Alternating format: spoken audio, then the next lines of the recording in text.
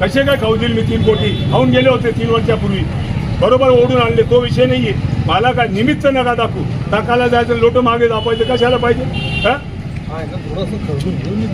अरे उशी कालचे ढेकणं हिमालयाची उंची मोजायला लागले हा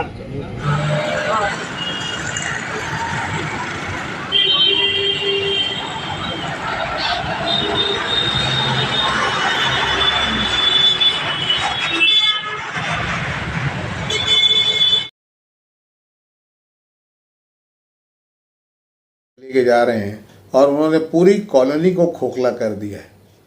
आज हालत ये है कि किसी भी वक्त ये बिल्डिंगें गिर सकती हैं।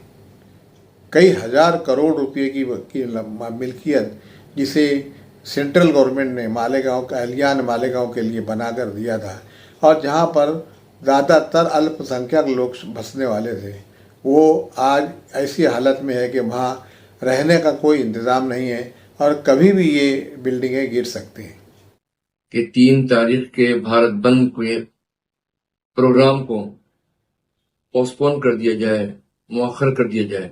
अब बात करते करते लेटर खतो किताबत करते करते ये प्रेम पत्र बंद करके अब इनके खिलाफ में सख्त तहरीक चलाने का इरादा हम लोगों ने किया हुआ है। लाखों की करोड़ों रुपए की जो बिल्डिंग बनाई गई वो बिल्डिंग गिरने के कगार पर है और वो बिल्डिंग किसी वक्त भी गिर सकती है। मजबूर होंगे और इसके मुंसलिक मिनिस्टर्स जो है अर्बन डेवलपमेंट मिनिस्ट्री है, सीएम साहब है, हमारे डिप्टी सीएम अजीत दादा पवार साहब हैं और दीगर जो बड़े जो मिनिस्टर्स हैं उन तक हमको जाना पड़ेगा। पानी फ्री किया है, सफाई का निज़ाम अच्छा है, दवाखानों का निज़ाम अच्छा है, तालीमी निज़ाम अच्छा है। वही पैगाम मालेगांव में भी हम लेकर आ रहे हैं। सवेरे अच्छा कॉलोनी दुकान है मेरी खानावल की। मैंने जा रहा था रोटी लाने के लिए यहाँ पे अपने मच्छी बाजार में।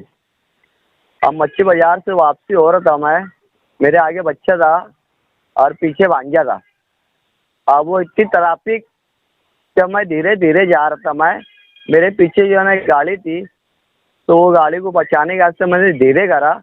फिर मैं गाड़ी आगे बढ़ाया ना तो मेरी गाड़ी में स्लिप हो गई। अब स्लिप ऐसी हुई कि डायरेक्ट जो है ना मेरा बच्चा गाड़ी के साथ ये पार गिरा और मैं जाली लगे लेके वापस गड्ढे के अंदर, वो गड्ढे के अंदर मैं गिर गया। मेरे बच्चे को उठाए पगलिप ने, तो जैसे उठाए ना तो उसका खून बह रहा था। तो वहाँ से जख्म पट्टी लिए वहाँ के लोग ने, अल्लाह के बंदे बहुत अपने गांव में, तो उसकी मदद करे बच्चे की। मेरे 2 साल का बच्चा है। तो वहाँ से मैंने पहले फुर्सत में दवा खाने में लेके भागा, वहाँ उसकी पट्टी कराया मैंने। फिर वहाँ से फिर वापस आया मैं। वहाँ से फिर सभी चाचा आए थे FC का रसन वाले, उन्हें मेरी हेल्प करे कि मेरे को बोले बेटा ऐसे नहीं ऐसी है वो, जा तू मेरी बात करा। उनकी बात भी काटे गई वहाँ पर। जब मैं वहाँ पे जो है ना मेरे बच्चा इतना रो रहा है कि मेरे बच्चे के ऊपर मैं कैसे ध्यान दूँ। अगर खुदा न खास्ता मेरा बच्चा ये बाजू नहीं गिरते हुआ अगर नाली में गिर जाता तो गड्ढर में, इसका जिम्मेदार कौन रहता था? कमिश्नर रहता था या 2 ठेकेदार रहता था। वहाँ पे मुरुम ला के रखेल है, उनका काम है कि मुरुम ला के डालने का। मैंने पैड के अंदर दिया था अभी कि अगर ये आज की तारीख में हुआ नहीं तो मेरे बच्चे को जो है ना बहुत ज़्यादा मार लगेला है। मैं आपको फोटो डालता हूँ। अगर ये काम नहीं हुआ आज रोड का तो कल मैं मेरे बच्चे को लेकर वहाँ पे बैठे होगा। खुदा न खास्ता अगर मेरा बच्चा अगर अंदर चले आता, खुदा न खास्ता अल्लाह ने बचा लिया उसको, ये पार गिरा और मैं गड्ढे में मैं गिर गया। तो मेरी यही गुजारिश है कमिश्नर साहब से कि जो ठेकेदार है, कमिश्नर ठेकेदार, उनको बोलो कि तुम्हारे ठेकेदार को बोलना कि रोड का काम अच्छी से कर दे। आवाम को बहुत तकलीफ हो रही वहाँ पर। और उसके बाद स्कूल के बच्चे लोग जो है ना रोजाना वहाँ की पगलिप बोल रही कि रोजाना जो है ना 2-4 बच्चे लोग गिर रहे, किसका हाथ टूट रहा, किसका पैर टूट रहा। हम लोग बोल बोल के थक गए, उन लोग की सुनाई हो नहीं रही वहाँ पर। तो मेरी यही गुजारिश है कमिश्नर साहब से कि ठेकेदार को बोलो कि तो वो काम करा दो। और जो मेरे बच्चे के साथ हुआ ये हरकत, उसको जो है ना बहुत सर के ऊपर बहुत चोट लगेला है। अगर ये आज काम नहीं हुआ, मैंने बोल के आया, वहाँ पैड भी दिया था, अगर ये आज काम नहीं हुआ तो मेरे बच्चे को लूँगा और वहाँ पे जाके धंधा आंदोलन चालू कर दूंगा मैं। मैंने पुलिस स्टेशन में भी जाने वाले, मैं भी कल अभी रात में दुकान बंद करके मेरे बच्चे को लेके उनके नाम की भी कंप्लेंट करूँगा ठेकेदार की कि मेरे साथ में ये आके हुआ। मैं कल मेरे बच्चे को लेके वहाँ पे बैठूंगा। आज मेरे बच्चे के साथ में हुआ, कल खुदा न खास्ता कोई दूसरा स्कूल के बच्चे 12 बजे छुट्टी होती, इतनी गर्दी रहती, बड़ी बड़ी ट्रक आ रही और वहाँ पे इतना अतिक्रमण है। अतिक्रमण की वजह से बच्चे लोग जो है ना, कभी ये पार से आ रहे, कभी वो पार से आ रहे। अब वो टू व्हीलर वाले इतनी पास आ रहे कि बच्चे लोग को भी ठोक के निकल जा रहे, क्योंकि वहाँ पे इतना खड्डा है कि वहाँ के लोग बोल बोल के परेशान हो गए, बल्कि वो सुनवाई हो नहीं रही। वो कौन सा नाकामा, कौन सा जंगर चुट्टा ये है तुम्हारा ठेकेदार, क्यों कोई की सुनवाई ले ही नहीं रहा। बस खाली अपना जेब भर रहे और आवाम को तकलीफ दे रहे। और वहाँ पे 3 ट्रैक्टर जो है ना मुरूब पड़े है, वो खास तौर से वहाँ डालने के वास्ते 3 महीने से पड़े है। वहाँ के लोग बोल रहे, वो ठेकेदार को बोल रहे तो बोल रहे बस कल डालेंगे। तो मेरी यही गुजारिश है कमिश्नर साहब से कि देखो मेरे बच्चे के साथ में इतना बड़ा हादसा हुआ, कल खुदा ने खास्ता कोई बच्चे के साथ में कुछ मौत हो जाए, कुछ बड़ा हादसा हो जाए, तो उसके जिम्मेदार वो ठेकेदार रहेगा और वो ठेकेदार को ही पकड़ूंगा मैं। अगर ये आज की तारीख में उन्हें ये काम नहीं करा, पैक नहीं करा स्कूल के बच्चे लोग को आने जाने के लिए, रास्ते के लिए, तो कल मैं जो है ना वहाँ पे मेरे लड़के को लूँगा, पूरे सिर पे पट्टी लगे, आपको मैं फोटो सेंड करता हूँ भाई, वो पौधों भी लगा दो, तो उसके ऊपर वायरल कर दो, है ना। अगर ये नहीं हुआ आज तो कल मैं मेरे बच्चे को लेके वहाँ पे बैठ जाऊँगा मैं। जैसा कि आप सब हजरात के इल्म में है, और India Muslim personal law board ने 3 अक्टूबर 2025 को भारत बंद का ऐलान किया था। इन्हीं तारीखों में हमारे बिरादरान वतन के बहुत से मजहबी त्यौहार मुनाकिद हो रहे हैं। इसलिए all India Muslim personal law board ने ये फैसला किया कि 3 तारीख के भारत बंद के प्रोग्राम को पोस्टपोन कर दिया जाए, मुअख्खर कर दिया जाए। अगली तारीखों का ऐलान इंशाअल्लाह बाद में किया जाएगा। महानगरपालिकेचा करायचं काय? खाली डोकं वरती पाय. धिक्कार असो, धिक्कार असो. अरे धिक्कार असो. महानगरपालिकेचा धिक्कार असो. खाली डोकं वरती पाय. महानगरपालिकेचा करायचं काय? खाली डोकं वरती पाय. अरे धिक्कार असो. पाहन मगम राहा, आलं लक्षात. आमच्यासारखं कोणीच नाही. कमिशनर साहेबांना असं वाटतं का माझं कोणीच काही करू शकत नाही, म्हणून आज व्यापाऱ्यांना रस्त्यावर उतरावं लागलं. कमिशनर साहेबांनी सकाळी कबूल केलं का मी येतो. 3 दिवसापूर्वी PI साहेबांनी मध्यस्थी करून मिटिंग ठेवली होती का ते करणार आहे. म्हटलं साहेब हे करणार नाही. मग साहेबांनी मला परवानगी दिली आणि मग आम्ही रितसर परवानगी घेऊन या ठिकाणी आज आंदोलन करतोय. ऐका, माझी होतं पाईपलाईन होणार आहे, मलाही माहिती आहे, ही काही नवीन बाब नाहीये. ऐका, भुयारी गडर करा. पुऱ्या गावाची वाट लावली भुयारी गडरने. अहो, पुऱ्या गावाची वाट लावली. आता इथे भुयारी गडर आहे का? आता गडर आहे का? गौरे साहेब आता गडर आहे का? कोणाचा मर्डर झाला का इथे? मग का घाबरतात यायला? तुम्हाला काय आम्ही मारतो का? तुम्हाला काळं फासतो का? ती संस्कृती आमची नाही. आम्ही सनदशील मार्गाने काम करून देतो. तरी जर तुम्ही दखल घेत नसाल तर तुमच्या पायाला मेहंदी लागली आहे का म्हणा. या इथे कमिशनर म्हणे कबूल केलं, पळून गेले का? अरे नाही, असा पळकुट्टेपणा करून नाही चालणार हो. लोकांच्या समस्या, लोक टॅक्स भरतात, काही दान धर्म नाही करू राहिले. सरकार पैसा देतो, 1000 कोटीचा बजेट आहे, कुठे जातात 1000 कोटी? आम्ही काय तुमच्या तिथे पाहायला येतो का? कधी तुमच्या विचारलं का किती घेता किती देता? समस्या दूर करा ना. देशाचा विकास नाही, गावाचा विकास सर्व खातात, कोण खात नाही, पण खाऊन काम करा ना. खान कोण नाही, प्रश्न नाही. काम करता का नाही हे सांगा, प्रश्न नाही. आश्वासन नको, आश्वासन नको. साहेबांशी बोला, लेखी जबाब घ्या. तर तुम्ही मला परत उद्या झोपायची परवानगी. तुमच्या शब्दामुळे मी थांबलो नाही. तुम्ही तुमच्या शब्दाला विनंतीला मायपा. पोलीस प्रशासन सर्वोच्चपणे दक्षता घेते. कायदा तुम्हालाही त्रास आहे. तुमचा मनका जिल्हा नाही झाला कुठे, माझा जिल्हा पाहून घ्या, चेक करा पाहिजे. त्याला लेखित नाही, लेखित मला 4 वेळी लिहून द्यायची नाही. विश्वास नाही हो. भरोसे पे गुरुदत्त तो बर्बाद हो गया, हमारी क्या बात है। लिखते दो। उद्या रात्रीचं आज रात्रीचं काम है। पूरे कारपोरेशन में 4 अभियंता है, पूरे गांव को संभाल रहे। वैसी पुलिस की भी हालत है, 400 पुलिस पूरे गांव को संभाल रहे। अभी इनको बोला केक काटो, ये सिर्फ मेरे हाथ को हाथ लगाएंगे, पाँव नहीं लगाएंगे। अरे केक दिसू द्या, हॅपी बर्थडे। त्याच्यामध्ये टाइम बॉम्ब नाही आहे। रामभाऊ तिकडनं या, रामभाऊ तिकडनं या ओ चौरे साहेब तिकडनं जा, हो बोला ना, थोड़ा पीछे। चौरे साहेब तिकडनं जा,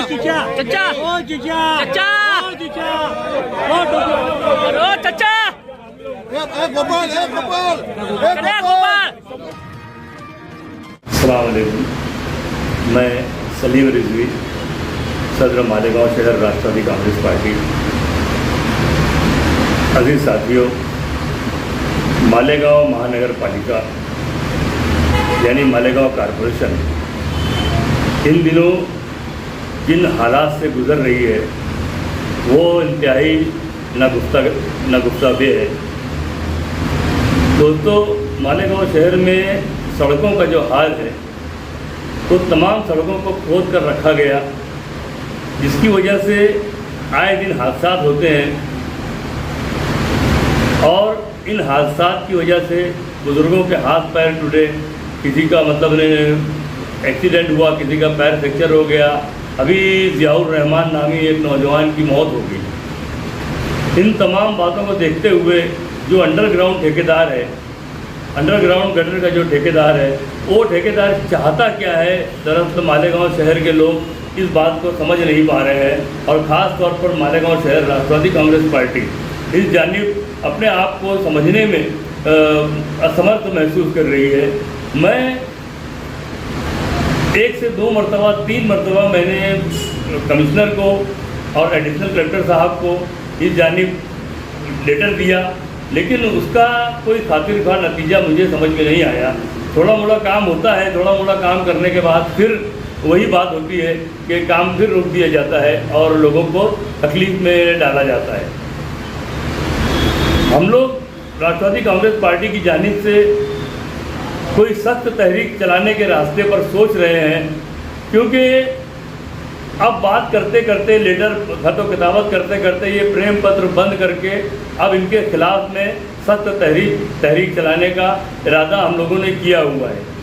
दूसरा, मालेगांव शहर कारपोरेशन में 11,000 कॉलोनी का जो काम जिस तरीके से वहाँ पर खुदाई कर दी गई और उस खुदाई करने के बाद आवामी पैसों की जो लाखों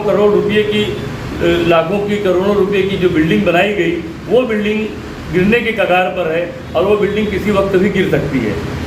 इसके लिए मोहतरमा जो एडिशनल तहसीलदार साहिबा है, उन्होंने जो कार्रवाई की है वो एक मालेगांव शहर कारपोरेशन के लिए, कमिश्नर के लिए और यहाँ के प्रशासक के लिए एक और इंजीनियर्स और जो जिम्मेदारान है प्रोजेक्ट के, उनके लिए बाइस शर्म है और मालेगांव शहर के शहरियान के लिए और इंतज़ामिया के लिए बाइस शर्म है कि मालेगांव शहर कारपोरेशन को 5.5 करोड़ रुपए की नोटिस दी गई कि ये पैसा आपको भरना है।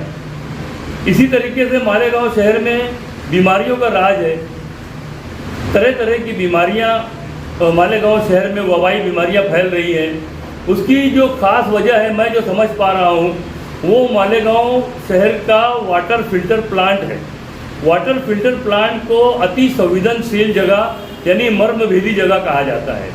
उस मर्मभेदी जगह पर, वहाँ पर शॉपिंग कॉम्प्लेक्स है, हॉस्पिटल है, दिगर तामीराती काम हो रहे हैं।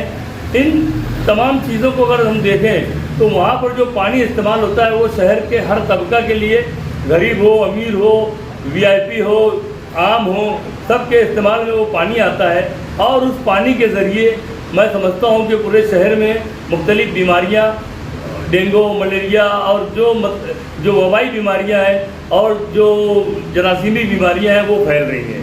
इन बीमारियों को रोकने के लिए कारपोरेशन कमिश्नर ने मौसर इक़दाम करना चाहिए और अगर इस बार भी कमिश्नर साहब मौसर इक़दाम करने में नाकाम रहते हैं और जिस तरीके से उनका रवैया सिर्फ मालेगांव कॉरपोरेशन में बजट देना लेना, कॉरपोरेशन के बिलों के बारे में बड़े बड़े लीडरान की बात सुनना, उनके फ़ोन पर काम करना और आम लोगों का काम न करना, ये दिखाता है कि यहाँ पर बहुत सारे मामला सही नहीं है, ठीक नहीं है। इन तमाम मामलात को ठीक करना ज़रूरी है और इसके लिए राष्ट्रवादी कांग्रेस पार्टी की जानिब से मैं एक इंतवाई ऐलान दे रहा हूँ कि अगर ये मामलात अगर 8 दिन के अंदर सही ना हुए तो हम लोग तहरीक के रास्ते पर जाने के लिए मजबूर होंगे, कोर्ट जाने के लिए मजबूर होंगे और इसके मुंसलिक मिनिस्टर्स जो है, अर्बन डेवलपमेंट मिनिस्ट्री है, सीएम साहब हैं, हमारे डिप्टी सीएम अजीत दादा पवार साहब हैं और दीगर जो बड़े जो मिनिस्टर्स हैं उन तक हमको जाना पड़ेगा। अगर ऐसा ना हुआ तो हम इस पर मजबूर होंगे। इसकी तमाम तर जिम्मेदारी मालेगांव शहर कॉरपोरेशन के कमिश्नर और प्रशासक की होगी। इसके लिए मैं उनसे गुजारिश करता हूं कि वो मेरी बातों को ध्यान देवें, आवामी तकलीफ पर ध्यान देवें और आवाम के जो तकालीफ हैं उनको दूर करने के लिए अच्छे इक़दाम करें। जय हिंद, अल्लाह हाफ़िज़। लियान शहर मालेगांव खुसूसन 11,000 कॉलोनी के साकिनीन, अस्सलाम वालेकुम। मैं हाजी आरिफ अंजुम, सदर शहीद अब्दुल फाउंडेशन, आप लोगों से मुखातिब हूँ। आपको इस बात की तरफ तवज्जो दिलाना चाहता हूँ कि मालेगांव में 11,000 कॉलोनी की बुनियाद और उसकी नींव किस बिना पर, कैसे और किन की तवस्सुत से हुई। 2007 में मालेगांव कब्रिस्तान बॉम्ब ब्लास्ट हुआ। इस बॉम्ब ब्लास्ट के बाद मालेगांव शहर में कांग्रेस पार्टी की सदर सोनिया गांधी जी आई और उन्होंने मालेगांव शहर का मुआयना किया और सिविल हॉस्पिटल और एक कॉलोनी बनाने की बात कही। कुछ दिनों के बाद मालेगांव शहर में आपकी बहुत ही करीबी डॉक्टर सैयदा हमीद मालेगांव तशरीफ़ लाई और उन्होंने मालेगांव की विज़िट की और इस विज़िट में उन्होंने हम पत्रकार लोगों को भी साथ में रखा, जिनमें अलीम फैज़ी, अलीम सिद्दीकी और मैं ख़ुद शामिल था। हम लोगों ने कब्रिस्तान और मालेगांव शहर का दौरा कराया। मोहतरमा सैयदा हमीद जो कि प्लानिंग कमीशन की एक मेंबर थी। रास्ते में जब हम लोग उन्हें आज़ाद नगर से ले जा रहे थे तो उन्हें बहुत तकलीफ़ महसूस हुई। उन्होंने कहा कि इतनी भीड़ भाड़ में लोग कैसे रहते हैं, इतनी गंदगी में, और कैसे लोग रहते हैं। हमने उन्हें बताया कि मालेगांव में कोई रहने का इंतज़ाम नहीं है, तो बराए मेहरबानी इस ताल्लुक़ आप तवज्जो दीजिए। आपने उसी वक्त हमें स्पिनिंग मिल में बुलाया, हमसे चर्चा की और उन्होंने कहा कि आप लोग दिल्ली आइए। आपके इस आमंत्रण पर मालेगांव शहर से कुछ सहाफ़ी, जिनमें मैं भी शामिल था, हम लोग दिल्ली गए और डॉक्टर सैयद हमीद के साथ हमारी मीटिंग हुई।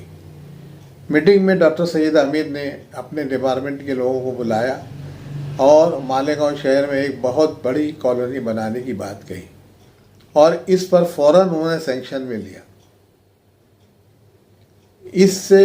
इसी दौरान मालेगांव शहर में कमिश्नर करके सुधीर राउत आए थे, जो बहुत ही बेहतरीन आदमी थे, जिनके कारनामे मालेगांव अहलियान शहर मालेगांव जानते हैं। उन्होंने मालेगांव का एक दौरा निकाला, जिनमें मालेगांव के साबिक मेयर मरहूम नजमुद्दीन खजूरवाले और उस वक्त के तीसरा महाज के सदर मुफ्ती मोहम्मद इस्माइल कासमी और मालेगांव महानगर पालिका के कारपोरेटर पर मुश्तमिल एक वफ्द ने अहमदाबाद जाकर अहमदाबाद का दौरा किया और अहमदाबाद में कॉलोनीज़ वहाँ की सरकार ने कैसे बनाई उसका पूरा मुआयना किया। मुआयना करने के बाद दिल्ली में इनका बुलाना हुआ और डॉक्टर सईद हमीद के साथ ये लोगों की मीटिंग हुई जिनमें मुफ्ती मोहम्मद इस्माइल और सुधीर राउत और नजमुद्दीन हाजी, डॉक्टर तुषार शिवाड़े, ये लोग मौजूद थे। और मीटिंग में जो वज़ीर हाउसिंग थे सेंट्रल गवर्नमेंट के, उनके साथ मीटिंग हुई और ये कॉलोनी बनाने की बात हुई और कॉलोनी की बुनियाद रखी गई। कॉलोनी बनाने के लिए मालेगांव शहर में 2 जगह का इंतखाब किया गया, एक मालदा कॉलोनी और एक दरेगांव। मालदा कॉलोनी का काम बहुत ज़ोर शोर से जारी हुआ, जिसे पंदे साहब नाम के कंट्रैक्टर को दिया गया। उन्होंने बहुत अच्छा काम शुरू किया, मगर इस दौरान यहाँ पर कुछ लोग ऐसे इसमें घुस गए जो सिर्फ करप्शन करना जानते थे, और इसी करप्शन में वो लोगों ने इतनी लूट खसोट की, इतनी लूट खसोट की कि कुछ बोल नहीं सकते। हमारा बराबर टच था, हम पंदे साहब से बराबर मिलते रहे और उन्हें इस कॉलोनी के बारे में बराबर हमारी गाइडलाइन, हमारी मुलाकात होती रही। हम चाहते थे कि यहाँ पर जलगांव जैसा ख्वाजा नगरी जिसको बोलते हैं, वहाँ पे लोगों को, वहाँ के अब्दुल करीम सालार और उनके रुफ़का ने बसाया था अतिक्रमण के लोगों को उठाकर, इसी तरह के मालेगांव में भी लोगों को बसाया जाए 11,000 कॉलोनी के नाम पे। मगर शुरू में ये स्कीम फेल हुई, लोग जाने से कतराते रहे। धीरे धीरे जब लोग जाने लगे तो वहाँ पर रहने का फकदान रहा, लोग रह नहीं पा रहे थे, तमाम ज़रूरियात ज़िंदगी मौजूद नहीं थी, मुयस्सर नहीं थी। बाजी पाला मार्केट का इंतज़ाम नहीं था, हॉस्पिटल नहीं था, पुलिस चौकी नहीं थी, और जितनी भी ज़रूरियात हैं, राशन की दुकान नहीं थी। इस ताल्लुक़ से मैं और इकबाल ईरानी मरहूम, हम लोग बार बार महाराष्ट्र गवर्नमेंट को लिखते रहे कि यहाँ पर ज़रूरियात ज़िंदगी की तमाम आयशा जो है, जितनी चीज़ें मुयस्सर की जाएं, मगर इस तरफ किसी ने कोई ध्यान नहीं दिया और धीरे धीरे लोगों को वहाँ पे बसाया जाने लगा। मगर हम लोग चाहते थे कि भाई ये एक मिसाली कॉलोनी कायम हो, मगर इसकी तरफ मालेगांव म्यूनसिपल कमिश्नर ने भी ध्यान नहीं दिया, जिसे सेंट्रल गवर्नमेंट ने हैंड ओवर किया था। इस दौरान में ऐसा मालूमात मिली कि कुछ रेत माफिया, मोरम माफिया और बालू माफिया कॉलोनी के किनारे जो बालू है, रेत है और जो भी वो बालू है, वो धीरे धीरे खरीद के लेके जा रहे हैं और उन्होंने पूरी कॉलोनी को खोखला कर दिया है। इस ताल्लुक़ से बहुत पहले से हम लोग सोशल वर्कर लोग महाराष्ट्र गवर्नमेंट और मालेगांव के कमिश्नर और मालेगांव के प्राण को लिखते रहे, मगर किसी के ऊपर ज्यों तक असर नहीं हुई। आज हालत ये है कि किसी भी वक्त ये बिल्डिंगें गिर सकते हैं। कई हज़ार करोड़ रुपए की मिल्कियत जिसे सेंट्रल गवर्नमेंट ने मालेगांव का अहलियान मालेगांव के लिए बना कर दिया था, और जहां पर ज़्यादातर अल्पसंख्यक लोग बसने वाले थे, वो आज ऐसी हालत में है कि वहाँ रहने का कोई इंतज़ाम नहीं है और कभी भी ये बिल्डिंगें गिर सकती हैं। इस दौरान मालेगांव में तहसीलदार करके ज्योति दोरे आई, उन्होंने इस कॉलोनी का मुआयना किया और पूरी पंचनामा किया, और पंचनामे में साबित हो गया कि मालेगांव म्यूनसिपल कमिश्नर और यहाँ के अधिकारी इसके ज़िम्मेदार हैं। उनके ऊपर 5 करोड़ रुपया और कुछ और रुपया इनके ऊपर फ़ाइन लगाया। अब देखना ये है कि वो पैसा मालेगांव म्यूनसिपल कॉर्पोरेशन की तरफ से वसूल किया जाता है या इन लोगों के ज़ाती अकाउंट से वसूल किया जाता है। इस ताल्लुक़ से मैं हाजी आरिफ अंजुम जनाब महाराष्ट्र के वज़ीर शहरी तरक्कियात श्री एकनाथ शिंदे से मुलाकात करके उनसे एक डिटेल मेमोरेंडम और चर्चा करके इस ताल्लुक़ से उनकी तवज्जो मुतबद्दिल करना चाहता हूँ। इंशाअल्लाह बहुत जल्द जनाब एकनाथ शिंदे से मुलाकात करके इस ताल्लुक़ से हम अपनी तमाम बातें, अपनी तमाम पॉइंट उनके पास रखेंगे और इंशाअल्लाह हमें इंसाफ मिलेगा। बहुत बहुत शुक्रिया। अल्लाह हाफिज़। जय हिंद, जय महाराष्ट्र। 4 से 5 महीनों के बाद लोकल बॉडी चुनाव होने वाले हैं। मालेगांव शहर की जो हालत है वो आपके सामने है। अंडरग्राउंड गटर को खोद दिया गया, उसके बाद कुछ भी नहीं डाला गया। आज बारिश के दिनों में कितनी तकलीफ है वो हमें पता है। जगह जगह कचरा है, बारिश की वजह से बदबू मार रहा है। उठाने वाले कितना उठा रहे हैं आपके सामने। दवाखानों में एक लंबी कतार लगी रहती है, वो भी अब आप देख रहे हो। तालीमी म्यार किस तरह से गिर गए वो भी आप देख रहे हो। लेकिन आने वाले कारपोरेशन लोकल बॉडी चुनाव में आपका वोट आपके लिए। आम आदमी पार्टी केजरीवाल साहब ने दिल्ली और पंजाब के अंदर पानी फ्री किया है, सफाई का निज़ाम अच्छा है, दवाखानों का निज़ाम अच्छा है, तालीमी निज़ाम अच्छा है। वही पैगाम मालेगांव में भी हम लेकर आ रहे हैं। और मैं आपको बता दूं कि जो किदवाई रोड गार्डन है वो हमने तामीर करवाया है तहरीकों के जरिए। बहुत सारे मसाइल पे हमने मालेगांव शहर में काम किया है। इसीलिए इस बार आम आदमी पार्टी भी पूरी ताकत के साथ चुनाव में आ रही है। अगर आप चाहते हो कि ये शहर डेवलपमेंट हो, अगर आप चाहते हो कि आपके बच्चों का बेहतरीन मुस्तकबिल हो, अगर आप चाहते हो कि आपकी नाली और गटर रोज़ाना साफ़ हो, आप चाहते हो कि कारपोरेशन के जो स्कूलों हो उसका मेयार बुलंद हो, तो याद रखिए इस बार आपका वोट आपके लिए होना चाहिए। इससे पहले जिस मुद्दों पर आपने वोटिंग की है वो आपके सामने है। पार्टी को लेकर वोटिंग की है तो आपको पार्टी मिली है, लीडर को चाहा है तो लीडर मिला है, अगर पैसा देकर वोट किया तो वो पैसा आपको मिला है। लेकिन इस बार हमेशा आपने दूसरों के लिए वोटिंग की है, लेकिन इस बार आपका वोट आपके लिए होना चाहिए और अपने बच्चों के बेहतरीन मुस्तकबिल के लिए होना चाहिए। यही पैगाम लेकर हम रोज़ाना हर चौक और चौराहों पर जा रहे हैं और लोगों को ये समझा रहे हैं कि आपके ऊपर है ये शहर कैसे डेवलप